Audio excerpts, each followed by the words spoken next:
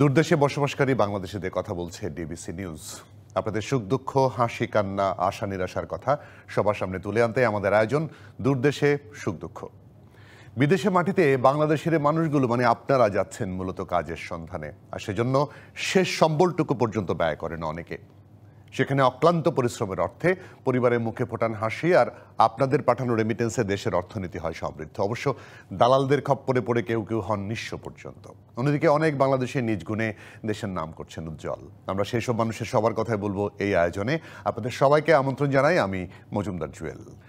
একটা ধারণা আমাদের মাঝে আছে যে বিদেশে যেতে পারলেই চাকরি মিলবে, তাই কোনো রকমে একটা ভিসা করতে পারলেই হলো।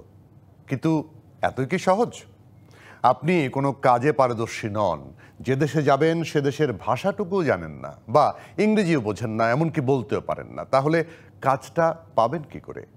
এই ভাবনাটুকু থাকা উচিত কি?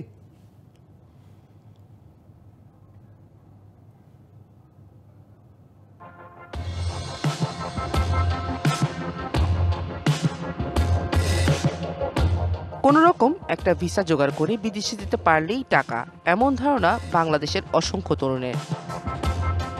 তাই যে কোনোভাবে একটি ভিসার জন্য ভিটেমাটি বিক্রি করে অনেক ক্ষেত্রে ধার দেনা করেন অনেকে, আর বিদেশ বা ভিসা নামের সোনার হরিণের পেছনে ছুটতে শুরু করেন। কোনোভাবে ভিসা জোগাড় করে বিদেশে যেতে পারলেও মিলছে না কোনো কাজ। বিশেষত কি ভিসা নিয়ে তারা বিদেশে যাচ্ছেন তাদের বেশিরভাগই সেই ধারণাটুকুও রাখেন না। একসময় তো এমন হতো, ঢাকায় উড়োজাহাজে তুলে চট্টগ্রামে নামিয়ে বলা হতো এই হলো বিদেশ। এমন প্রতারণা এখন নেই, তবে অন্য প্রতারণা তো হচ্ছে অহরহই। এখন ফ্রি ভিসা নামের এক মূলা ধরিয়ে বহু বাংলাদেশিকে পাঠানো হচ্ছে বিদেশে, যার ৯৯ ভাগে পাচ্ছেন না কোনো কাজ। আবার পরিচিত জন বা অন্য যে কোনোভাবে অনেকে বিদেশে পাড়ি জমালেও কাঙ্ক্ষিত কাজটুকু মিলছে না অধিকাংশের কপালে। ফলে এই মানুষগুলো বিদেশে গিয়ে জড়িয়ে পড়ছেন নানা অপরাধে। ফলে বারবার দক্ষতা অর্জন করে বিদেশে যাওয়ার তাগিদ দেয়া হলেও তা যেন কেবল ঘুরপাক খাচ্ছে উলবনেই। DBC news desk. এই বিষয়টা নিয়ে আমরা আজকে আলোচনা করার চেষ্টা করব। আমাদের সঙ্গে অতিথি হিসেবে যুক্ত হচ্ছেন ওয়ারভি ডেভেলপমেন্ট ফাউন্ডেশনের পরিচালক জেসিয়া খাতুন, মালয়েশিয়া প্রবাসী ব্যবসায়ী এবং সাংবাদিক মোস্তফা ইমরান রাজু, এবং কাতার থেকে সহকর্মী আমিন ব্যাপারী। আপনাদের তিনজনকে স্বাগত জানাই আজকের অনুষ্ঠানে।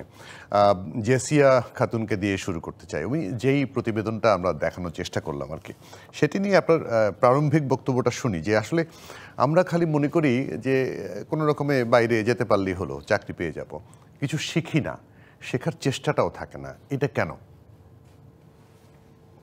জি, ধন্যবাদ। আপনি প্রথমে একটা চমৎকার প্রতিবেদন দেখিয়েছেন। যে মিথটা আমাদের মধ্যে আমরা দেখতে পাই যে আমাদের তরুণরা বিদেশে যাওয়ার ব্যাপারে তাদের আগ্রহ এত বেশি, তারা চিন্তা করে যে দেশের বাইরে যেতে পারলেই হয়তো সে কিছু না কিছু করবে, একটা কর্মসংস্থান তার হয়ে যাবে। আমরা যদি দেখি যে গত বছরই কিন্তু আমাদের প্রায় 10.5 লক্ষের মতো গিয়েছে দেশের বাইরে, এবং এখনো মে পর্যন্ত যদি আপনি দেখেন 4.5 লক্ষের উপরে আমাদের অভিবাসীরা বিভিন্ন দেশে তারা গিয়েছেন। এখন এর মধ্যে কত পার্সেন্ট আপনার দক্ষতা নিয়ে যাচ্ছে বা তারা জেনে বুঝে যাচ্ছে, এই সংখ্যাটা কিন্তু খুবই কম। এবং দক্ষতা ছাড়া তারা যাওয়ার কারণে নানা ধরনের তারা সমস্যায় পড়ছে, সেটা তাদের যাওয়ার আগ থেকে শুরু করে যখন তারা সেই দেশে পৌঁছায়, সেই দেশে থাকা অবস্থায়, ইভেন ফেরত আসা অবস্থায়। সুতরাং আমাদের জন্য এটা কিন্তু খুবই চ্যালেঞ্জিং যে কোনো কিছু না বুঝে এই যে চিন্তাটা যে দেশের বাইরে যাওয়া মানেই আমার একটা চাকরি মিলবে, এটা একটা সোনার হরিণের মতো, এবং সেখানে গেলেই সেই দেশে টাকা উড়ে আমি খুব সহজেই মানে একটা জব করব, আমার খুব সহজেই আমি মানে অর্থবিত্তশালী হয়ে যাব। এই যে ধারণাটা, এটা খুবই হচ্ছে আমাদের জন্য একটা চ্যালেঞ্জিং। এই কারণেই কিন্তু আপনি দেখবেন যে আমাদের তো বেশিরভাগই মিডল ইস্টে যায়, তো সেই জায়গাটায় আমাদের অভিবাসীরা কিন্তু যায় 3D জবসে, যেটাকে আমরা বলি ডার্টি, ডেঞ্জারাস এবং ডিমেইনিং। এই এই এই যে শব্দটা 3D আমাদের অভিবাসীদের জন্য, এটাই আমাদের জন্য চ্যালেঞ্জ। হ্যাঁ, কারণ তারা হচ্ছে যে জেনে যাচ্ছে না, বুঝে যাচ্ছে না, শুধু গেলেই কিছু একটা হবে, এই যে তাদের ধারণাটা, এই এই এই জায়গাটাতেই আসলে আমাদের সবচেয়ে বেশি চ্যালেঞ্জ, কারণ এর পিছনে আমাদের দেশেরও অনেক বিষয় থাকে। কারণ আমাদের প্রত্যেক সরকারের ক্ষেত্রেই আমরা দেখেছি তাদের একটা উদ্দেশ্য থাকে কত বেশি দেশের বাইরে যাবে। হ্যাঁ, প্রতি বছর এত যাচ্ছে, সেটাই হচ্ছে যে আমাদের একটা অর্জন হিসেবে দেখাচ্ছে, কিন্তু সেটা যে আসলে কোয়ালিটি অভিবাসন হচ্ছে কিনা সেই জায়গাটাকে কিন্তু আমরা গুরুত্ব দিচ্ছি না। কারণ ওই যে আমাদের একটা দিকেই লক্ষ্য যে আমাদের কত রেমিটেন্স আসবে, কিন্তু এটা আমরা চিন্তা করি না যে আমার যদি দক্ষ লোক যায় তাহলে কিন্তু অল্প লোক যদি যায় রেমিটেন্স আসবে বেশি। হ্যাঁ, কিন্তু আমার লোক যাচ্ছে বেশি, কিন্তু সেই অনুযায়ী কিন্তু আমার উন্নয়নের জায়গায় সেটা হচ্ছে না, কারণ প্রচুর ফেরত আসছে। যে আপনার যে যাচ্ছে কিন্তু ওখানে তারা সঠিকভাবে কাজ পাচ্ছে না, সেই দেশে যে তারা অনেক ধরনের সমস্যায় পড়ছে এবং ফেরতও আসছে। তো এই চ্যালেঞ্জগুলো আসলে আমরা আশা করি আলাপ করব। অবশ্যই। পারন্দিকে আমি জাস্ট এতটুকুই বললাম। আমি একটু আমাদের সহকর্মী আমিন ব্যাপারীর সঙ্গে যুক্ত হতে চাই। আমিন ব্যাপারী কাতার থেকে যুক্ত হয়েছেন এবং কাতারের পরিস্থিতিটা আমার প্রায়শই আমিনের সঙ্গে যখন কথা হয় তাই বলে যে কিছু কিছু ফ্রি ভিসা নিয়ে চলে আসে। মানে কাতারে বিশ্বকাপ ফুটবলের আগে যে পরিস্থিতি ছিল এখন অবস্থাটা একদমই ডিফারেন্ট, তাই তো আমিন? কিন্তু ওই যে ফ্রি ভিসা নামে চলে যাচ্ছি, ট্যুরিস্ট ভিসা নিয়ে ওখানে থেকে যাচ্ছি, গেলেই কি কাজ পাবো? আপনাদের পরিস্থিতি কি এখন? যারা গেছে তারা কি রাস্তায় রাস্তায় ঘোরে নাকি চাকরি বাকরি পেয়েছে? জি, ধন্যবাদ। আসলে 2022 সাল কাতারে যখন বিশ্বকাপ অনুষ্ঠিত হয়, সারা বিশ্বব্যাপী একটি কেন্দ্রবিন্দু ছিল কাতার। তখন আসলে এখানে বিভিন্ন অবকাঠামো, রাস্তাঘাট, বিপুল পরিমাণ কাজ হয়েছে, যার কারণে দেশ থেকে বা বিভিন্ন দেশ থেকে যখন কাতারের লোকজন আসছে তখন আসলে কর্মসংস্থানে কোনো সংকট ছিল না। বিশ্বকাপ পরবর্তীতে দেখা গেছে যতই সময় যাচ্ছে আসলে কর্মসংস্থান মানে কমতে থাকে। আর বিশেষ করে আমরা বাংলাদেশিদের একটা জিনিস সবচেয়ে বেশি লক্ষ্য করা যায়, এসএসসি বা এইচএসসি পরীক্ষা দেওয়ার পর বিশেষ করে গ্রাম অঞ্চলে 80% মানুষ আসলে মধ্যপ্রাচ্য বা ইউরোপের অন্যান্য দেশে যাওয়ার একটা প্রবণতা থাকে। তারা আসলে কিন্তু গ্রাজুয়েশন শেষ করার আগে মানে তাদের পরিবারের চাপ হোক বা দেশের বর্তমান পরিস্থিতি উত্তোলনের জন্য আসলে বিদেশ বেছে নেয়। এর কারণগুলো হচ্ছে তারা বিদেশ আসার আগে কারিগরি প্রশিক্ষণ বা বেসিক যে কাজগুলো আছে আসলে এগুলা শেখার প্রতি তাদের কোনো আগ্রহ নাই। তাদের চিন্তাধারা এমন, দেশ থেকে ছোট বা ছোট কিংবা বড় ভাই ব্রাদার যখন আসে তাদের চিন্তাধারা যে বিদেশ আসা মানে চাকরি, চাকরি মানে লাখ টাকা বেতন। এই যে আসলে একটা প্রবণতা, সেটা আসলে বিদেশ আসার পরে দেখি প্রেক্ষাপটটা পুরাটাই চেঞ্জ হয়ে যায়। কারণ মধ্যপ্রাচ্যে ম্যাক্সিমামে আসলে চাকরি সংখ্যাটা খুবই কম বলা যায়, সেকশনটা অনেক বেশি। সেক্ষেত্রে আসলে দেশ থেকে আসার আগে যদি লোকজন কাজ শিখে আসে এখানে আসলে একটা বিপুল পরিমাণ অর্থ উপার্জন করা সম্ভব। কারণ তারা এখানে আসে 4 থেকে 5 লাখ টাকা। বাংলাদেশিরা আসলে কি আমরা ছোটবেলা থেকে শুনে শুনে অভ্যস্ত বিদেশ মানে 4 থেকে 5 লাখ টাকা। সেই 5 লাখ টাকা খরচ করে যখন বিভিন্ন দেশে আসে, আসার পরে আসলে প্র্যাকটিক্যালি যখন সে বুঝে 1-2 মাস যখন সে রুমে থেকে কোনো কাজ ব্যবস্থা করতে পারে না, তখন আসলে তার এই দুশ্চিন্তা এবং ধার দেনা করে যে টাকা এনে যে বিদেশ আসে সেটা আসলে তার একটা টেনশন এবং মানসিক চাপ শুরু হয়। কয়েক মাসে যেতে না যেতে সে মানসিক ভাবে আসলে ভেঙে পড়ে। চাকরি বাজার সংকট, আর সবচেয়ে বড় বিষয় বাংলাদেশের খুবই অদক্ষ। এখানে বড় বড় হাইপার মার্কেট বিশেষ করে বড় বড় হাইপার মার্কেট গুলোতে আসলে প্রচুর কাজের সুযোগ আছে। বাংলাদেশিদের সবচেয়ে বড় সমস্যা হচ্ছে পড়াশোনা শেষ করছে কিন্তু তারা ইংলিশে 2 মিনিট কথা বলতে পারে না, হিন্দিও তেমন এক্সপার্ট না, আরবির কথা নাই বললাম। এই যে আসলে ভাষাগত যে একটা অদক্ষতা, স্কিলের কারণে আসলে তারা সঠিক মূল্যায়নটা পাচ্ছে না। তার মানে হচ্ছে আমিন কাজ আছে, দক্ষতার কারণে, দক্ষতার অভাবের কারণে কাজ পাচ্ছে না। সেই জায়গাটায় আমরা আলোচনায় আসবো। মোস্তফা ইমরান রাজু মালয়েশিয়া থেকে যুক্ত হয়েছেন, আপনি সেখানে ব্যবসা করেন। মালয়েশিয়াটাও আমাদের ওই অনেকের জন্য একটা স্বপ্নের জায়গা। সেই জায়গাতেও প্রচুর মানুষ সেখানে যাচ্ছেন ফ্রি ভিসা নিয়ে, প্রচুর মানুষ যাচ্ছেন কোনো রকম কাজের নিশ্চয়তা ছাড়া, এবং ওখানকারও কিছু কিছু ব্যবসায়ী নিয়ে যাচ্ছেন যে হয়তো আপনি ব্যবসা করেন, আপনি একটা কোম্পানির সাথে 100 মানুষের চুক্তি করেছেন, আপনি এখান থেকে 400 মানুষ নিয়ে যাচ্ছেন, বাকি 300 জনের কিন্তু চাকরির নিশ্চয়তা নাই। এবং সেখানেও দেখছেন আপনারা যে স্কিলনেস নাই। তাহলে এইভাবে বিদেশ যাওয়ার মানেটা কি? ধন্যবাদ ভাই। আসলে জেসিয়াপুর কথায় অনেক প্রশ্নের উত্তর চলে আসছে। আমি এগুলোই বলতে চাচ্ছিলাম যে আমরা প্রত্যেকটা সরকার চেষ্টা করছে যে যত বেশি মানুষকে বিদেশে পাঠানো যায়, কিন্তু নিরাপদ অভিবাসন বলতে যেটা বোঝায় সেটার দিকে আমাদের গুরুত্ব থাকে না। এটাই হচ্ছে আসলে প্রধান কারণ। যে যেভাবে পারে সে সেভাবেই কোন রকমের বিদেশে আসলেই সে সোনার হরিণ পাবে বা সোনার ডিম পাবে, এরকম একটা প্রত্যাশা নিয়ে কিন্তু বিদেশে পাড়ি জমায়। মালয়েশিয়ার ক্ষেত্রে এর ব্যত্যয় নাই। আমরা মালয়েশিয়ায় আমি ১ দশকের বেশি সময় ধরে আছি। আমি এই চিত্র দেখছি এবং এখানে সবচেয়ে বেশি ক্ষতিগ্রস্ত হচ্ছে আমার একেবারে খেটে খাওয়া সাধারণ ঘরের মানুষ। আর তাদেরকে প্রলুব্ধ করছে এক শ্রেণীর মানুষ। এখানে যারা আছেন তারাও তাদেরকে অনেক সময় মিসগাইড করে থাকে যে তোমরা আসলে এখানে চাকরি পাবা। তো সামান্য এখানে মাঝখানে কিছু মধ্যস্বত্বভোগী আছে যারা কিন্তু এই সুবিধাটা নিচ্ছে। তারা এই সব মানুষকে, সহজ সরল মানুষকে প্রলুব্ধ করছে এবং এই মানুষগুলো যারা আসছে তারা কিন্তু এই বিদেশে আসার পরে যে সিচুয়েশনটা ফেস করতে হয় এটা সম্পর্কে তাদের কোনো ধারণাই নেই। যে এখানে সে মনে করছে আমি বিদেশে গেলেই হলো, যে আমি ট্যুরিস্ট ভিসায় হোক আর যেভাবে হোক আমাকে বিদেশে দিলেই মনে হয় আমি ভালো কিছু করতে পারবো। কিন্তু এখানে আসার পরে যে বাস্তবতা তাকে ফেস করতে হচ্ছে সেটা কিন্তু নির্মম। মালয়েশিয়াতে ফ্রি ভিসা বলে কিছু নেই। মালয়েশিয়াতে ফ্রি ভিসা বলে কিছু নেই। এখানে আপনাকে আসতে হলে একটা সুনির্দিষ্ট কোম্পানিতে আসতে হবে এবং ওই কোম্পানিতে কাজ করতে হবে। ওই কোম্পানির বাইরে যদি আপনি কাজ করেন তাহলে কিন্তু আপনি ইল্লিগ্যাল হয়ে যাবেন। এটা একদম একেবারে সত্য। কিন্তু এই সত্যটাকে কিন্তু আমরা ওইভাবে হয়তো আমরা প্রচার করতেও ব্যর্থ কিনা জানি না, বা মানুষের কাছে এটা আমরা পৌঁছে দেই না। আমাদের বাংলাদেশে যারা অভিবাসীদের নিয়ে কাজ করছে কিংবা সরকারের যে প্রতিষ্ঠানগুলো এটা নিয়ে কাজ করছে যে বিদেশে গেলে এই মানুষগুলোর জন্য কি কি অপেক্ষা করছে তাদেরকে বুঝানো, বিএমইটির যে ট্রেনিংটা দেয়া হয় সেই ট্রেনিংটাও কিন্তু ঠিক মতো দেওয়া হয় না। তো সব মিলিয়ে আমি বলবো যে এই যে ট্যুরিস্ট ভিসায় আপনি জানেন খুব ভালো করে যে লাস্ট ফিউ ডেজ এটা অনেক বেশি আলোচনায় আসছে, কিন্তু এটা কিন্তু সারা বছর হচ্ছে। 2 বিমানবন্দর কন্ট্যাক্ট করে ট্যুরিস্ট ভিসায় মালয়েশিয়ায় আসছে। তারপরে কি হচ্ছে 1 মাস কিন্তু সে বৈধ, তারপরে কিন্তু সে অবৈধ। যারা ঢুকতে পারছে কিন্তু অনেকের ভাগ্যে কিন্তু বিমানবন্দর থেকেই ফিরে যেতে হচ্ছে। রাইট। যদি ট্যুরিস্ট হন তাহলে তো আপনার মিনিমাম ক্রাইটেরিয়াটা পূরণ করতে হবে। ট্যুরিস্ট না, আপনি জানেন না যে আপনি একটা দেশে যাচ্ছেন, আপনি সেখানে কোথায় যাবেন, কোথায় থাকবেন, আপনার কাছে পর্যাপ্ত ডলার নাই, আপনাকে কেন ট্যুরিস্ট হিসেবে অ্যালাউ করবে? যখন এগুলো আমাদের দেশের জন্য দারুণ নেতিবাচক প্রভাব ফেলছে।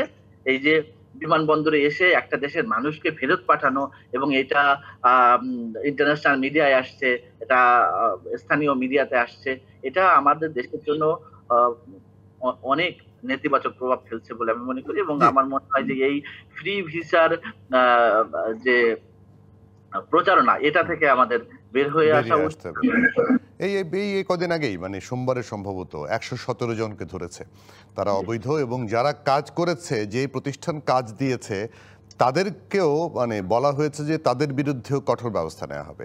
তার মানে এখনো যে আপনি যেটা বললেন যে ট্যুরিস্ট ভিসায় ঢুকে কোথাও অবৈধভাবে কাজ করারও সুযোগ থাকবে না আর কদিন পরে, কারণ কে রিস্ক নিয়ে চাকরি দিবে এই মানুষগুলোকে, তাই না? তো সেটা বোঝানোর জন্য জেসিয়া খাতুন, আমরা ব্যর্থ, মানে বাংলাদেশ সরকার ব্যর্থ। আমরা মিডিয়া থেকে কিন্তু প্রতিনিয়ত বলছি, বিশেষ করে আমি এই অনুষ্ঠানের থেকে বলতে পারি যে প্রতিটা অনুষ্ঠানে বলছি অবৈধভাবে না যাবেন না, কিছু না শিখে যাবেন না, দেখে শুনে বুঝে তারপর যাবেন। কিন্তু মানুষ তো শোনে না। শোনাবে কে? কি করে শোনাবো আমরা? জেসিয়া খাতুন। সত্যি এটা খুবই চ্যালেঞ্জিং আমি বলবো। আমি যদি আমাকে বলি, আপনি যেমন বলছিলেন যে মিডিয়ার কথা, আমাদের মতো অর্গানাইজেশন, আমরা বিদেশ ফেরতদের একটা অর্গানাইজেশন, তো আমাদের মতো অর্গানাইজেশন 1997 সাল থেকে আমরা কাজ করছি গ্রাসরুটে। এবং সত্যি কথা যে এটা যে এত চ্যালেঞ্জিং, মানুষের দোরগোড়ায় আমরা যাই, একদম তৃণমূলে আমরা যাই, যেখানে হচ্ছে যে হয়তো আমাদের গভর্নমেন্টের সার্ভিসও ওভাবে নাই, সেখানেও আমরা মানুষকে সচেতন করার জন্য কাজ করছি একদম প্রি ডিসিশন লেভেল থেকে। যখন তারা সিদ্ধান্ত নিবে সেই সময় থেকেও কিন্তু আমরা তাদেরকে চেষ্টা করছি। আমাদের সবচেয়ে বড় যে চ্যালেঞ্জটা বারবারই আমরা বলি যে আমাদের যে মানে মিডল ম্যান যদি বলি, তাদের যে দৌরাত্ম্য এই জায়গাটায়, কারণ এদেরকে কিন্তু এখন পর্যন্ত মানে একটা আইনও হয়েছে আমাদের দীর্ঘ অ্যাডভোকেসিতে যে তাদেরকে যাতে আইনের আওতায় নিয়ে আসা হয় এবং রিক্রুটিং এজেন্সির অধীনে তারা সাব এজেন্ট হিসেবে কাজ করে। কিন্তু এই মিডল ম্যানরাই কিন্তু আসলে এমন ভাবে তাদেরকে মোটিভেটেড করে, তখন তারা কাউকে মানে আসলে চিনতেই চায় না। আমরা জানি যে আমাদের দেশের কয়েকটা ক্ষেত্রে আমরা গোপন রাখি। একটা হচ্ছে বিয়ের ক্ষেত্রে আমরা ঠিকই মিডল ম্যান বা দালালের ইয়ে নিই, কিন্তু সেটা গোপন রাখি। জমি কেনার ক্ষেত্রে গোপন রাখি, এবং এই বিদেশে যাওয়ার ক্ষেত্রে একদম আপনি যাওয়ার পরে কোনো সমস্যায় পড়লে আপনি শুনতে পাবেন, না হলে কিন্তু মানে আমরা শুনতে পাই না। এই জায়গাটাতে আমাদেরও যেমন দায়িত্ব আছে, আমাদের অভিবাসীদেরও আমি বলবো অবশ্যই দায়িত্ব আছে, কিন্তু সর্বোপরি দায়িত্ব সরকারের, রাষ্ট্রীয় কাঠামো স্ট্রাকচারে আমাদের সমস্যা। কারণ হচ্ছে যে আপনি একদম ইউনিয়ন পর্যন্ত যান, ওখানে ইউডিসি আছে, ইউনিয়ন ডিজিটাল সেন্টার, সেখানে গেলে আপনার অভিবাসনের তথ্য পায় না আমাদের অভিবাসীরা। আমি যদি নারী অভিবাসীদের কথা বলি, তারা কিন্তু আমরা যখন যাই তারা বলে আমরা তো আসলে এই বিষয়ে ওভাবে জানি না, আমাকে পাশে এক আপা উনি আমাকে বলছে আমি তাই এভাবে যাচ্ছি। তাহলে তার দোরগোড়ায় তো তথ্যটা আসলে পৌঁছে দিবে কে? আমরা আছি সরকারকে সহায়তা করার জন্য, কিন্তু এই দায়িত্বটা কিন্তু সরকারের। আপনি দেখেন আমাদের টিটিসি, দক্ষতার জন্য টিটিসি হয়েছে 110টি, আমাদের ডেমো এখন হচ্ছে জেলা জনশক্তি অফিস 64টি। আপনার 64টি জেলার জনশক্তি অফিস কয়টা ইউনিয়নে যায়, তারা মানুষকে কয়টা ইউনিয়নে যে মানুষকে তথ্য দেয়? 110টা টিটিসি থেকে কতগুলো দক্ষতা প্রশিক্ষণ নিয়ে দেশের বাইরে যাচ্ছে? খুবই সামান্য। আপনি আমাদের যে এই যে এতজন যাচ্ছে 100 জনের মধ্যে আমরা তো বলতে পারি যে 85% বা 90-র উপরেই একদম তারা কোনো দক্ষতা ছাড়াই দেশের বাইরে যাচ্ছে। তাহলে এই টিটিসি গুলো কি করছে? তো এই যে জায়গাগুলো, সেই জায়গাগুলোতে কিন্তু আমরা সবসময় মানে চ্যালেঞ্জ ফেস করছি, এবং এই জায়গাতে সরকারকে খুবই অগ্রণী। আমরা সংস্কারের কথা বলছি, আমাদের শ্রম কমিশন হয়েছে, তারা অভিবাসনে কি কি পরিবর্তন বা সংস্কার দরকার সেটাও দিয়েছে। আমরাও সেই জায়গায় একই সাথে কাজ করে সরকারকে দিয়েছি। তো এগুলো বাস্তবায়ন করা, অনেক আইন আছে আমাদের, কিন্তু খুব ভালো ভালো আইন আছে, ভালো ভালো কিছু সিস্টেম আছে, কিন্তু সেটার বাস্তবায়নটা কিন্তু আমাদের সেভাবে নাই। ইভেন আমরা বলেছি যে কারিকুলামে আপনার যাতে আমাদের স্টুডেন্টরা ছোটবেলা থেকেই জানে যে অভিবাসন করতে হলে তাকে এই এই ধাপে যেতে হবে, এই প্রশিক্ষণ নিতে হবে। মানে আজ কিছু পর্যন্ত না আমাদের কিছু কারিকুলামে শিক্ষা কিন্তু তো আসেনি। নিতেই হবে। জি, কিছু না কিছু শিক্ষা না নিলে তো নিতেই ভাই হবে। চাকরি, মানে এমনিতেও বাংলাদেশেও তো মানে অনার্স মাস্টার্স পাস করেও তো চাকরি পাওয়া কঠিন হয়ে যাবে। কিছু না কিছু আপনার শেখা, মানে জি। কিছু না কিছু বিষয়ে আপনি দক্ষ, এটা সেটা দক্ষ। অ্যাকাউন্টিং হতে এটা পারে, নিতে হবে। সেটা ইংলিশ হতে পারে, সেটা যে কোনো বিষয়ে হতে পারে। সেই ধারণাটা আসলে কেন পাবে না? এখন তো ইউটিউবের যুগ, এখন ফেসবুকের যুগ, জি। এত কিছু দেখে মানুষ, সবকিছুই আমার ধারণা জানে, কানে নেয় না। আমি এই জায়গাটা একটা ছোট্ট বিরতি নিয়ে এসে আপনাদের সঙ্গে আবার আলোচনা যুক্ত হচ্ছি। দর্শক, দূরদেশে সুখ দুঃখ থেকে নিচ্ছি ছোট্ট একটা বিরতি, এই সঙ্গে থাকবেন।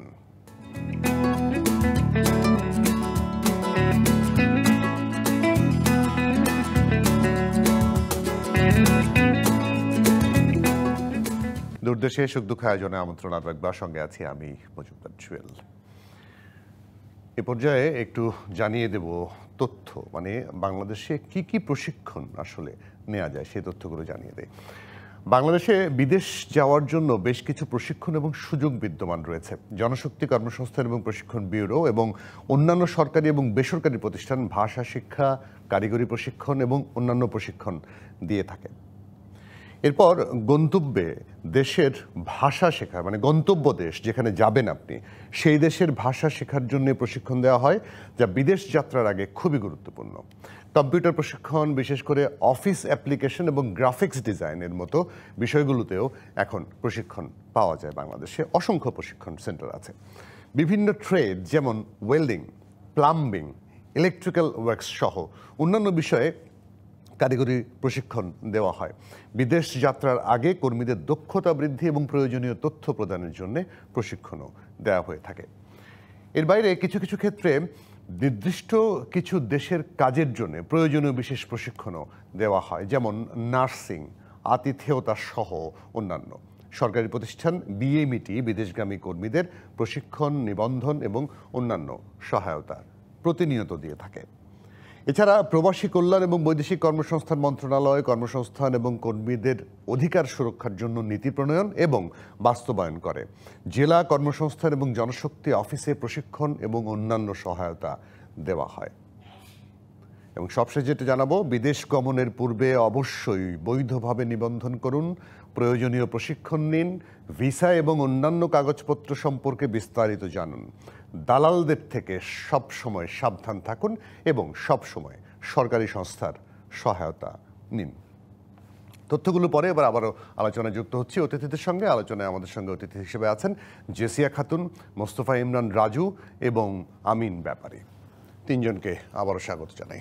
আমিন ব্যাপারী, ওই যে বললেন না যে কাজের সুযোগ আছে কিন্তু কাজ করতে পারে না, তাহলে যারা যাচ্ছে, যারা নিয়ে যাচ্ছে, তাদের ব্যাপারেও তো একটা উদ্যোগ থাকা দরকার। ধরেন আমার এখান থেকে ফাঁকি ঝুঁকি দিয়ে টাকা পয়সা দিয়ে নিয়ে গেল একটা লোক, কিন্তু যে নিয়ে গেল আপনার কাতার প্রশাসন তাদের বিরুদ্ধে তো ব্যবস্থা নেওয়া উচিত যে তুমি কেন নিয়ে আসছো, তার তো কাজ নাই। এরকম হয় কিছু করে? হ্যাঁ হ্যাঁ, অবশ্যই হয়। এখন দেখেন এখানে আসলে বিষয়গুলো যখন অ্যাপ্লাই করা হয় বিভিন্ন ক্যাটাগরি থাকে, ম্যানেজার, ইঞ্জিনিয়ার, লেবার, নার্সিং, মানে ইত্যাদি ইত্যাদি। তো বিষয়গুলো হয় কি, বাংলাদেশিরা দেখা গেছে তার নামে মনে করেন কিছু টেম্পোরারি কোম্পানি আছে, তারা মূলত বিষয় বিক্রি করার জন্য কোম্পানি গুলো খুলে। তার একটা কোম্পানি, একটা ইঞ্জিনিয়ার একটা বিষয় বের হইলো, গ্রাম থেকে একটা অদক্ষ মানুষ সে বিদেশ আসলো, এখানে যখন আসা এখানে মিনিস্ট্রির সাথে যখন সরাসরি সম্মুখীন সে ভালোভাবে কথাই বলতে পারেন, তার প্রফেশন কিন্তু ইঞ্জিনিয়ার, সে ভালো বলে তার নামটাই লিখতে পারেন। এই ক্ষেত্রে তো দেখা গেছে বাংলাদেশে ভাবমূর্তি প্রবাসীর মাটিতে আরো ক্ষুণ্ণ হচ্ছে। তো এই বিষয়গুলো তো আসলে আমরা দেশ থেকে মানে দেশে আসার আগ পর্যন্ত তো আসলে মানে আমরা সমস্যার সম্মুখীন। বাংলাদেশে যেমন 3 দিন বা 4 দিনের প্রশিক্ষণ ওইখান থেকে আসলে শুরু হয়। কোন ম্যাক্সিমাম লোক মনে করেন ওইখানে প্রশিক্ষণ না দিয়ে সে সার্টিফিকেট অর্জন করে ডাইরেক্ট কাতারে চলে আসে। এই যে একটা প্রবণতা, সরকার পরিবর্তন হয়, ব্যক্তি পরিবর্তন হয়, আমাদের মানসিক পরিবর্তনটা কিন্তু হয় না। মানসিক পরিবর্তনটা না হওয়ার কারণে দেশ থেকে সে সার্টিফিকেট ইজিলি পায়া কাতারে চলে আসছে। কিন্তু কাতারে আসার পরে এখানে গভর্নমেন্ট যখন দেখে সে পড়াশোনাই জানে না, সে তার সিগনেচার দিতে পারে না, তার প্রফেশন ইঞ্জিনিয়ার। তো এইখানে তো আসলে আমরা মানে কূটনৈতিক ভাবে যেমন কাতারে বাংলাদেশে ভাবমূর্তি ক্ষুণ্ণ হচ্ছে, এখানে যারা দূতাবাসে কর্মকর্তারা তারাও তো আসলে নিরুপায়। এখানে অ্যাম্বাসেডর বলেন বা লেবার উইং এ যারা সরাসরি কাতার গভর্নমেন্টের সাথে আসলে যোগাযোগ রাখে, তারা অনেক সময় মানে অনেকটা বোবার মতন ব্যবহার হয়ে যায়। কারণ তাদের যখন এখানে মিনিস্ট্রি বা প্রশাসন যখন জিজ্ঞেস করে, তাদের আসলে কোনো উত্তর থাকে না দূতাবাসে। তো এই জিনিসগুলো আসলে মানে কে ঠিক করবে? আমাদের তো মানসিক পরিবর্তনটা খুবই জরুরি। তারপরে হচ্ছে এইখানে আপনার আত্মীয় স্বজন যখন আসে আমার কাছে বলে আসবে না, সে অন্য থেকে আসার পর এখানে আসার পরে 3 মাস 1 মাস পরে শুনছি যে আমার প্রতিবেশী কাতারে আসছে, অথচ সে জানে আমি কাতারে আছি, আমার অবস্থা, কিন্তু আসার আগে সে যোগাযোগ করবে না। আসার পরে সে বলে ভাই আমার একটা কাজের ব্যবস্থা করে দেন না, টাকা হওয়া রুম ভাড়া দিতে আমার কষ্ট হয়ে যায়। জি, ওই জায়গাটা তখন তো আমাদেরও কষ্ট লাগে। মোস্তফা ইমরান রাজু, ওই জায়গাটা একটা স্পেসিফিক জায়গায়, কিন্তু যেমন আমি কয়েকজনের সাথে কথা বলেছে যে যারা বিদেশ থাকে, ধরেন আমিন থাকে, আপনি থাকেন, আপনি যখন গ্রামে আসেন আশেপাশের লোকজন আপনার কাছে ভিড় করে, ভাই আমাকে বিদেশে নিয়ে যান। আপনি যদি কোনো কারণে নেগেটিভ কিছু বলেন যে না ভাই বিদেশে যাওয়া ঠিক হবে না, গেলেই চাকরি পাবে না, তাহলে কিন্তু আপনি মনে করবেন যে আপনি পাত্তা দিচ্ছেন না, আপনি ভালো আছেন, উনি ভালো থাকুক সেটা আপনি চান না। ভাই মহা সমস্যা। এই সমস্যা থেকে উঠবেন কি করে? একেবারেই মানে সঠিক কথা বলেছেন। এরকম সিচুয়েশন আমরা আমাদের পড়তে হয়, যেহেতু দীর্ঘদিন আমরা এখানে আছি। আমরা ওই একই আপনার কথা একেবারেই মানে বোঝা যাচ্ছে যে আপনি প্রবাসীদের নিয়ে দীর্ঘদিন কাজ করছেন এবং সেই অভিজ্ঞতা থেকে আপনি বলছেন। আসলে ওই কাতারের যে ভাইটি বলছিলেন একেবারে সেম স্টোরি, যে অনেকে আছে আমার পাশের এলাকারই, পাশের আমাদের পরিচিত, আসার পরে আমি জানতে পারছি যখন সে বিপদে পড়ছে। হ্যাঁ, তাও এর আগে কিন্তু তিনি যদি আমার কাছে পরামর্শ নিতেন আমি তাকে ভালো পরামর্শ দিতাম। অনেক ক্ষেত্রে এরকম হয় যেটা আপনি বলছিলেন যে আমরা পরামর্শ দিলে তারা মনে করে যে আমরা মনে হয় তাকে নিতে চাচ্ছি না, এই জন্য তাকে অ্যাভয়েড করে যাচ্ছি। তো এই সিচুয়েশন এখানে সবচেয়ে বেশি ক্ষতিটা যারা করছে, যে কিছু মানুষ আছে যারা দেখা যাচ্ছে এসে কোনোভাবে একটা কাজ ম্যানেজ করেছে, তাদের ভিসা নাই, কিন্তু তারা ভালো আছে, এদের সংখ্যা কিন্তু খুবই কম। এরা প্রলুব্ধ করছে বাকিদের যে তোমরা আসো, আমি তো আছি এখানে, আমি তো খুব ভালো আছি। তো তারা এসে তারা ভালো কাজ পেয়ে গেছে, এখন বাকিদেরও প্রলুব্ধ করে তারা তো হাজার হাজার মানুষকে প্রলুব্ধ করছে বা মিসগাইড করছে। হ্যাঁ, তো ওই ফাঁদে কিন্তু অনেকেই পা দেয়, আর কিছু মিডল ম্যান তো আছেই যারা এইটাকেই মিস ইউজ করছে। জি, সেই জায়গাটায় জেসিয়া খাতুন, আপনি যে প্রশ্নটা করেছিলেন না, এই যে সরকারি প্রশিক্ষণ সেন্টার 64টা জেলায় তথ্য সেন্টার আছে, সবকিছু, আমি যেটা বলেছিলাম যে এখন তো ভাই ফেসবুকের যুগ, ইউটিউবের যুগ, তারা কি আসলে হয়তো চেষ্টা করে, আমরা যেমন বলি, আপনারা বলেন, আমিন বলে, মোস্তফা ইমরান রাজু বলে, কিন্তু শুনি না আমরা। এই শোনাবে কি করে? মানুষকেও তো আসলে সচেতন করার ব্যাপার আছে। কি করে সচেতন করব আমরা? জি, আসলে সচেতনতার কিন্তু অনেকগুলো জায়গাতে আমরা প্রায় সময় সরকারকে প্রস্তাব দিয়ে থাকি।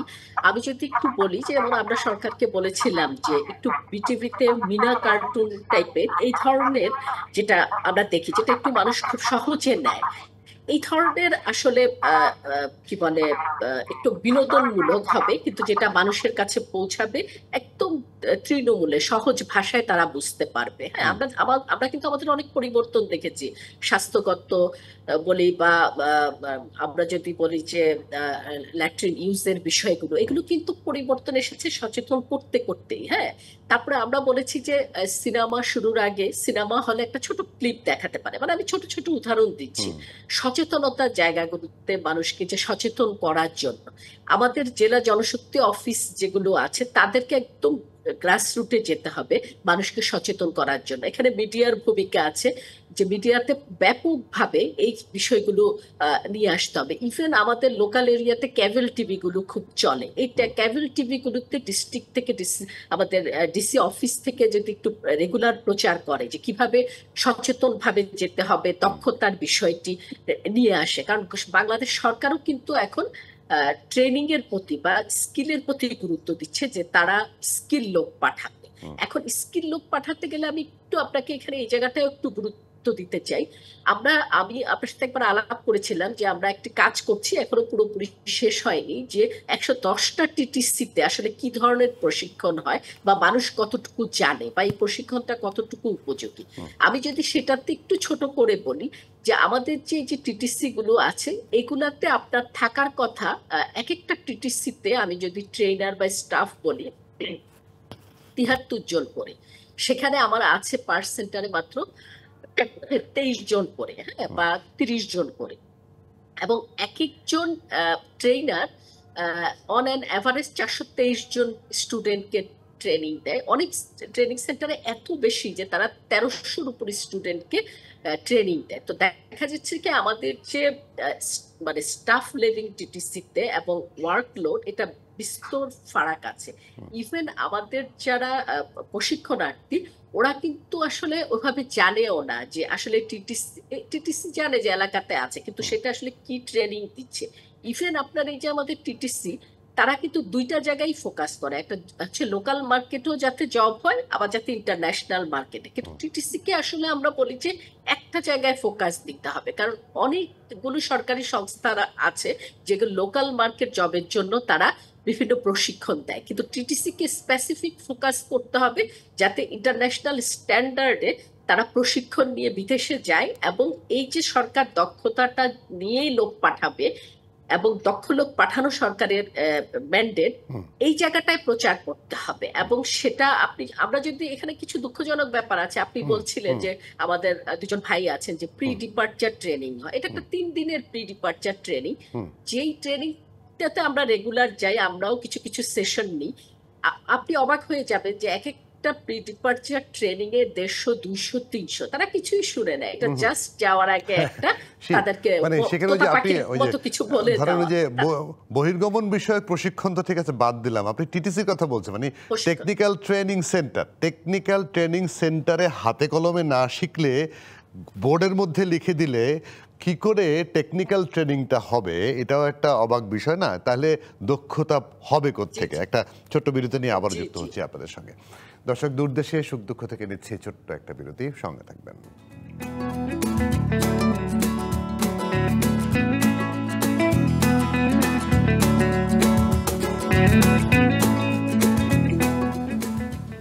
দূরদেশে সুখ দুঃখ আয়োজনে আমন্ত্রণ একবার সঙ্গে আছি আমি মজুমদার সোহেল। আজকে অতিথি হিসেবে যুক্ত আছেন জিয়াসিয়া খাতুন, মোস্তফা ইমরান রাজু এবং আমিন ব্যাপারী।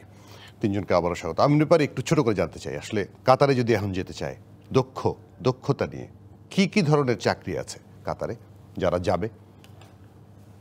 কাতারে আসলে যেহেতু আপনারা জানেন বিশ্বকাপ পরবর্তীতে এখানে নতুন নতুন অনেক কর্মসংস্থান তৈরি হয়েছে, বিভিন্ন প্রতিষ্ঠান, অফিস, আদালত। সবচেয়ে বড় বিষয় হচ্ছে এখানে মানে দক্ষ লোকের প্রচুর প্রয়োজন, যেমন হসপিটালিটি আছে, নার্সিং আছে, ইঞ্জিনিয়ারিং আছে, কনস্ট্রাকশনের যেগুলো আছে, এসির কাজ আছে, ফ্রিজে টেইলারিং।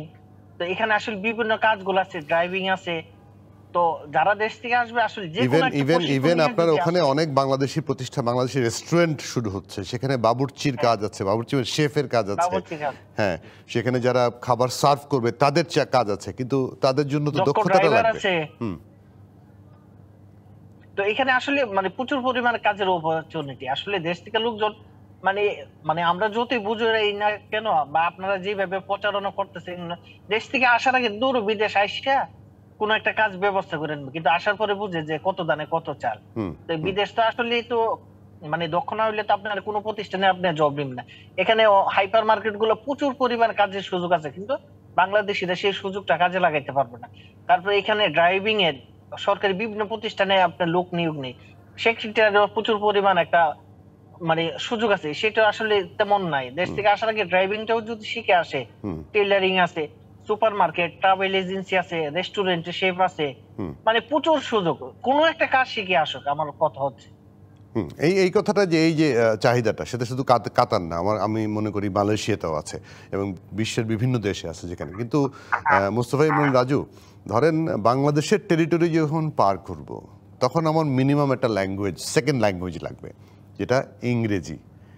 এই শিক্ষা না নিয়ে আমি চলে যাচ্ছি, মালয় ভাষা শিখেও তো যেতে হবে, কাতারে যেতে হলে আরবিক শিখে যেতে হবে, ইংলিশ যদি নাও বলি। তো সেই বোধবুদ্ধিটুকু থাকে না কেন আমাদের? এটাকে মানে বোধবুদ্ধি উদ্বুদ্ধ করা বা মানুষকে জাগ্রত করা, শেখানোর সুযোগটাই বা কি? মালয়েশিয়া বাংলাদেশিদের জন্য কেন পছন্দের দেশ, তার অন্যতম একটি কারণ হচ্ছে এখানকার আবহাওয়া, এখানকার যে রিলিজিয়ন, মুসলিম দেশ, এবং ওখানকার খাবার। এই তিনটা জিনিসের কারণে কিন্তু মালয়েশিয়া বাংলাদেশিদের কাছে বিশেষ পছন্দ। আর এর সঙ্গে অন্য একটা জিনিস হচ্ছে মালয় ভাষা তারা খুব সহজে রপ্ত করতে পারে। অনেক বাঙালি আছে, আমি দেখেছি যে মালয়দের মতো করে মালয়েশিয়ান ভাষাটা বলে। তো আমার কথা, তারা যারা এসে এত সহজে শিখে ফেলছে, তারা যদি একটু বাংলাদেশ থেকে বেসিকটা নিয়ে আসতে পারতো, তাদের এই জিনিসটা কিন্তু আরো সহজ হয়ে যেত। এক আর দুই হচ্ছে ইয়েস নো ভেরি গুড টাইপের ইংরেজি দিয়ে কিন্তু মালয়েশিয়াতে অনেক ভালো কাজ করা যায়। আচ্ছা, মালয়েশিয়ার 3D যেটা বলছিলেন আপু, যে ডার্টি, ডিফিকাল্ট, ডেঞ্জারাস কাজের জন্য কিন্তু বাংলাদেশিরা ফার্স্ট চয়েস। এখানে আপনি কনস্ট্রাকশনের কাজের জন্য কিন্তু আপনার ভাষার ওরকম অত বেশি প্রয়োজন নেই। প্লান্টেশন, এগ্রিকালচার কিংবা ফ্যাক্টরিতে জবের জন্য খুব বেশি ইংরেজির দরকার নেই। কিন্তু ইয়েস নো ভেরি গুড টাইপের ইংরেজি যদি সে জানে, প্রাথমিকভাবে সে কিন্তু দারুণ ভাবে তার যে মালিক থাকবে, তার পছন্দের তালিকায় সে শীর্ষে থাকবে। তো এটার জন্য আমার মনে হয় যে মালয়েশিয়া থেকে যারা আসবে, তাদের নিজেদেরও একটু সচেতন হওয়া উচিত যে আমি কিছু শিখে যাই, এবং বাংলাদেশ সরকার বা সরকারের যে প্রতিষ্ঠানগুলো এটা নিয়ে কাজ করছে, যে মালয়েশিয়ার কর্মীদের এই 2-3টা জিনিস, মানে আপনাকে দক্ষ করে মানে অনেক বেশি 3 মাস 6 মাসের ট্রেনিং না দিলেও কিন্তু চলবে। মালয়েশিয়ার ক্ষেত্রে অন্তত আপনি 15 দিন 20 দিনের একটা ট্রেনিং দিয়ে দেন, যেখানে তারা বেসিক মালয় ল্যাঙ্গুয়েজ গুলো সে কিভাবে চলবে, এখানে কিভাবে কথা বলবে, ইয়েস নো ভেরি গুড টাইপের ইংলিশ যদি তাকে মাথায় ঢোকানো হয়, তাহলে কিন্তু এখানে তার অপরচুনিটিটা ভালো এবং অন্যদের থেকে তার ভালো করার সুযোগ হয়। জি, ওই যে টিটিসির বাদ দিয়েও আমি ভাষার ব্যাপারে একটু বেশি জোর দিচ্ছিলাম। জেসিয়া খাতুন, ভাষাটা শিখে যাওয়া জরুরি। এখন আমি তো দেখি যে আমি রাস্তা দিয়ে হাঁটলে বিদেশি ভাষা শেখানো হয়, কোরিয়ান শেখানো হয়, অ্যারাবিক শেখানো হয়, ইংরেজি শেখানো হয়, মানে সাইনবোর্ডে ভরা। সেখানে কতটুকু শেখানো হয় এটা তো অবশ্যই একটা প্রশ্ন আছে, কিন্তু মানুষ তো যায় না। জি, আপনি ঠিকই বলেছেন যে একটা তো আমরা দক্ষতার কথা বলছি, যে ট্রেড স্পেসিফিক যে দক্ষতা, এটা যেমন খুবই গুরুত্বপূর্ণ। পাশাপাশি ল্যাঙ্গুয়েজটা আসলে আমাদের কিন্তু সেভাবে ল্যাঙ্গুয়েজ ভিত্তিক, একদম দেশ ভিত্তিক ল্যাঙ্গুয়েজ শিখে যাওয়া সেটা খুবই কম। আমরা কোরিয়ার ক্ষেত্রে দেখেছি, এখন জাপানের ক্ষেত্রে দেখছি, মেয়েদের ক্ষেত্রে হংকং এর যেটা, এবং মিডল ইস্ট বা সৌদি আরবে কিছু অল্প কিছু মানে কাজ চলার মতো আরবি ভাষা তাদেরকে শেখানো হয়। কিন্তু দক্ষতাটা শুধু কিন্তু আপনার ওই ট্রেড স্পেসিফিক দক্ষতা না, সেখানে লাইফ স্কিলের ব্যাপার থাকে। সেই দক্ষতাটা তাকে নিতে হবে, তার ভাষাগত তার যে দক্ষতাটা সেটা নিতে হবে। ইভেন আরেকটা ইন্টারেস্টিং বিষয় যে যারা এটা শিখাচ্ছেন তারা কতটুকু আসলে ল্যাঙ্গুয়েজ জানেন। আমরা দেখেছি যে আমাদের ট্রেইনার যারা, তারা কিন্তু বলছে যে, ধরলাম একটা কথার কথা, যে আপনি যাওয়ার সময় বিমানে এইভাবে বসবেন, এভাবে ব্যবহার করবেন, কিন্তু সেই ট্রেইনার নিজেই কখনো বিমানে উঠেনি। হ্যাঁ, মানে এই ধরনের আমরা পেয়েছি এবং সরকারকে আমরা জানিয়েছিও যে তাদেরও প্রপার দক্ষতা প্রয়োজন। ইভেন আমাদের প্রচুর কিন্তু আপনি দেখেন মালয়েশিয়া ফেরত আছে, আমরা যদি পড়ি যে জাপান, কোরিয়ান, কাতার, বিভিন্ন জায়গা থেকে তারা কিন্তু অনেকেই আছে ল্যাঙ্গুয়েজে খুবই ভালো, তাদেরকেই কিন্তু ট্রেনার হিসেবে সরকার এখানে সাপোর্ট নিতে পারে। তারা কিন্তু খুব সহজ ভাষায় এদেরকে শিখিয়ে দিবে, কারণ আসলে ভাষা শিক্ষাটা প্রপারলি না হলে আমাদের অভিবাসীরা ওই দেশে যে সমস্যায় পড়বে, যদিও তারা হয়তো কোনো মতে চালিয়ে নেয়, যে কারণে কিন্তু অন্যান্য দেশের থেকে আপনি দেখবেন যে আমাদের অভিবাসীদের, আমি যদি স্যালারির কথা বলি বা আদার্স সুযোগ সুবিধা খুবই কম, এবং তারা যে উচ্চ অভিবাসন ব্যয় করে যায় সেটা কিন্তু তারা এই স্বল্প সময়ের মধ্যে তারা কিন্তু উঠাতে পারে না। এবং আমি আরেকটা জিনিসও দেখেছি যে কারা সবচেয়ে বেশি আসলে যাওয়ার জন্য অস্থির হয়ে যায়, হ্যাঁ, যাদের দক্ষতার অভাব, তারাই কিন্তু, এবং তারাই কিন্তু 5, 6, 7, 8 লাখ টাকা খরচ করে বিদেশে যাচ্ছে। কিন্তু এই মানুষগুলোকেই আসলে আমাদেরকে দক্ষতার আওতায় নিয়ে আসতে হবে, এবং এই জায়গাটাই কিন্তু একটা সরকারকে ম্যাসিভ প্রোগ্রাম নিতে হবে হাতে, যেখানে জিও, এনজিও, প্রাইভেট সেক্টর, কারণ আমাদের প্রচুর ব্যাংক আছে, প্রচুর যারা হচ্ছে যে প্রতি বছর রেমিটেন্স রিসিভ করছে, তারা তাদের কর্পোরেট সোশ্যাল রেসপন্সিবিলিটি থেকেও তারা ট্রেনিং সেন্টার সুবিধা দিতে পারে আমাদের মাইগ্রেন্ট ওয়ার্কারদের। একদম তৃণমূলে তারা অ্যাওয়ারনেস এর কাজ করতে পারে, যাতে তারা যাওয়ার আগে সচেতন হয়। কারণ সত্যি আমাদের অভিবাসীদের মধ্যে কিছু সরলতাও কাজ করে, কারণ তারা কিন্তু সেভাবে বুঝতে পারে না যে যাওয়ার আগে আসলে সে প্রশিক্ষণ না নিলে তার কি সমস্যা হতে পারে। এবং আমাদের গন্তব্য দেশেরও কিন্তু ওই দেশেরও কিছু ভূমিকা এখানে থাকে, কারণ ওরাও অনেক ক্ষেত্রে চায় যে এখান থেকে যদি তারা দক্ষ বা একদম স্বল্প দক্ষ লোক নেয়, তাদেরকে বিভিন্ন ডেঞ্জারাস কাজগুলো করাতে পারে, যেটাতে তাদেরকে হচ্ছে যে বেতনও কম দিতে হয়। তো এই যে বিষয়টা একটা মানে পুরো একটা চক্রের মতো, এই জায়গাটাতেই আমাদের সরকারকে আসলে আরো বেশি অ্যাক্টিভ হতে হবে। আমাদেরকে বাইলেটারাল এগ্রিমেন্টে যেতে হবে, যেই এগ্রিমেন্টে থাকবে যে আমাদের অভিবাসীরা যাবে, তারা দক্ষতা নিয়ে যাবে, এবং তারাও এটা টেস্ট করে দেখতে পারে গন্তব্য দেশ থেকে যে কোম্পানিগুলো নিবে, সেখানে রিক্রুটিং এজেন্সিকেও একটা গুরুত্বপূর্ণ ভূমিকা পালন করতে হবে। তো এই জায়গাগুলোতে আসলে আমাদেরকে খুবই খুবই গুরুত্ব দিতে হবে, কারণ দক্ষতা ছাড়া এখন আসলে কোনো বিকল্প নেই। আমরা গভর্নমেন্ট একটা উদ্যোগ নিয়েছে, প্রায় 2 লক্ষ রিটার্নির একটা ডাটা করেছে। এখন এই 2 লক্ষ থেকে 5,000 তারা স্কিল প্রোফাইলিং করছে।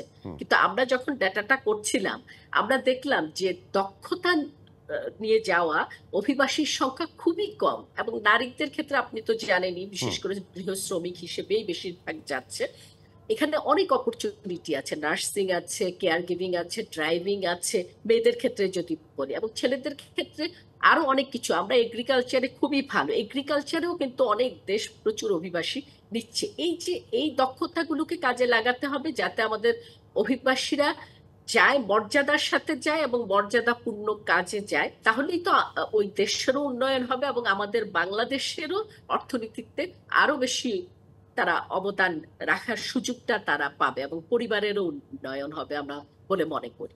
জি, মোস্তফা ইমরান রাজু, একদম শেষের দিকে অল্প ছোট্ট করে আপনার কাছে শুনি যে মালয়েশিয়ায় 5 লাখ টাকা খরচ করে গিয়ে আমার এই টাকা উঠাতে কতদিন লাগবে একজন অদক্ষ শ্রমিকের?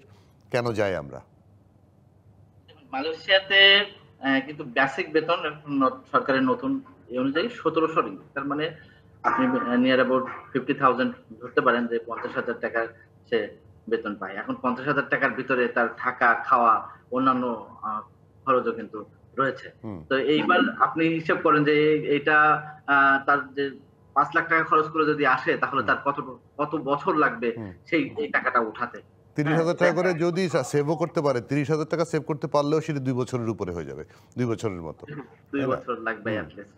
হ্যাঁ, তো এটা আসলে অভিবাসন ব্যয়টা কমানো একেবারে সময়ের দাবি। যে দেশে আসতে আপনার প্লেন ভাড়া লাগে মাত্র 25 থেকে 35,000 টাকার ভিতরে, সে দেশে আসতে আমার কেন 5 লাখ টাকা খরচ হবে, এই জিনিসটা কিন্তু আমাদের ফাইন্ড আউট করে এটা সলভ করা একেবারেই সময়ের দাবি। কারণ এখন একটা যে সরকার এসেছে সে সরকারের কাছে আমরা অনেক প্রত্যাশা, অনেক ডক্টর ইউনূস সাহেব আসছেন প্রধান উপদেষ্টা এই মাসের 15 তারিখে, আপনি জানেন। সেখানে আমরা এই দাবিগুলো অবশ্যই তুলে ধরবো এবং এই যে সিন্ডিকেট মালয়েশিয়ার, আপনি জানেন যে সিন্ডিকেটের মাধ্যমে অতিরিক্ত অভিবাসন ব্যয়টা মালয়েশিয়া প্রবাসীদের জন্য দারুণ মানে একটা খারাপ জিনিস যেটা বলবো আমি, সেই কষ্টটা যদি কমানো যায় তাহলে মানুষের কিন্তু এত বেশি প্রেসার থাকবে না। আসার পরে সে কিন্তু তার অনেক প্রবাসী আছে যে আসার পরে সে তার কোম্পানি ছেড়ে পালিয়ে যায় কারণ কম বেতন।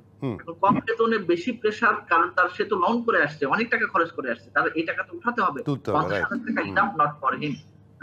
যার কারণে সে কিন্তু পালিয়ে যাচ্ছে। অতিরিক্ত বেশি বেতনের কাজের অফার যখন সে পাচ্ছে, সে তার নিজের জীবনের দিকে সে তাকাচ্ছে না। সে কিন্তু সে নিরাপদ না অনিরাপদ এটা নিয়ে সে ভাবছে না। এই কারণে কিন্তু এখন মৃত্যুর সংখ্যাও বেড়ে যাচ্ছে বিদেশে, বিভিন্ন কারণে মৃত্যুর সংখ্যা বেড়ে যাচ্ছে। জি, মোস্তফা ইমরান রাজু, অনেক ধন্যবাদ। জেসিয়া খাতুন, আপনাকে অনেক ধন্যবাদ। আমিন ব্যাপারে আপনাকেও ধন্যবাদ আজকে আমাদেরকে সময় দেওয়ার জন্য। ধন্যবাদ। দর্শক, বিদেশে যান, অসুবিধা নেই, বিদেশে যাবেন, আপনাদেরও ভালো, আমাদেরও ভালো, দেশের রেমিটেন্স আসবে, কিন্তু জেনে বুঝে শুনে তারপরে যান, কিছু দক্ষতা অর্জন করে যান। একদম কিচ্ছু না জেনে, ভাষাটুকু পর্যন্ত না জেনে বিদেশে যাবেন না, তাহলে আপনার ভবিষ্যৎ অবশ্যই অন্ধকার। আর প্রবাসী বন্ধুরা, আপনাদের সুখ দুঃখের কথা তো আমরা জানাচ্ছি, তো সব কথা তো আমরা জানি না। এমন অনেক কথা, ঘটনা, সাফল্য আছে আপনাদের, যা আমাদের জানতে হবে। আর আমরা জানলে জানবে জাতি, জানবে বিশ্বতায়। আপনারা কি জানাতে চান, কি বলতে চান, আমাদেরকে জানান। কোনো কথা থাকলে ভিডিও বার্তাও পাঠাতে পারেন আমাদের ঠিকানায়। আমাদের সঙ্গে যোগাযোগের ঠিকানা ক্যাপিটাল লেটারে durdesh.dbc@gmail.com, এই ঠিকানায়। ভালো থাকবেন, খুব ভালো। আবার দেখা হবে আগামী শুক্রবার। ডিবিসির সঙ্গে থাকবেন।